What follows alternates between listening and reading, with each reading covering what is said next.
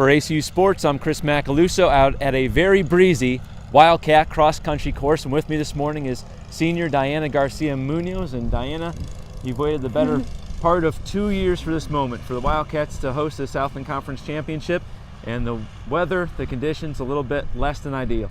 How do you go about and compete in this race without the weather psyching you out?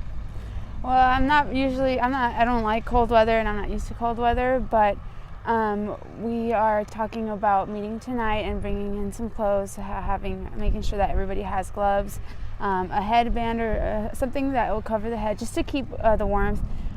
Coach is just telling us that if our hands are cold, our blood is going to be trying to rush to our hands and not actually our organs, internal organs, where we need it to be going during the race.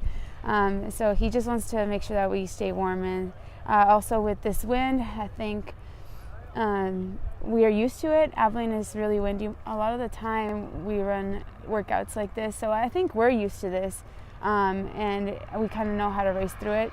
I don't know about the other teams. I don't know how the wind, how windy it is wherever it is they train, but I think that the wind, we can deal with that. It's the cold that I think might bother us a little bit. So more to think about rather than just the Lamar Cardinals and the SFA Lady Jacks going into tomorrow's races, which start at 8:30 a.m. out here.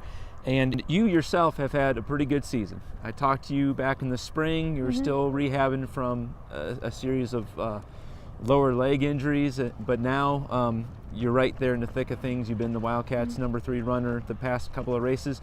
Talk about your progression this fall and being a tremendous contributor for the Wildcats. Well, I was actually having a really hard time this summer.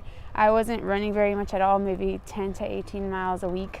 And I was very unmotivated, and there were some things going on in my life that weren't very good. So I called up Coach Bingham and I told him that I was very unmotivated, and I knew that he had high expectations of me, and I knew that I had to meet those expectations, but I didn't think I was going to be able to. And he told me he appreciated my integrity, and he said I was really considering quitting, and he told me, no, we really want you on this team. You've been a great asset, and I think you can really help. We contribute for conference and even regionals.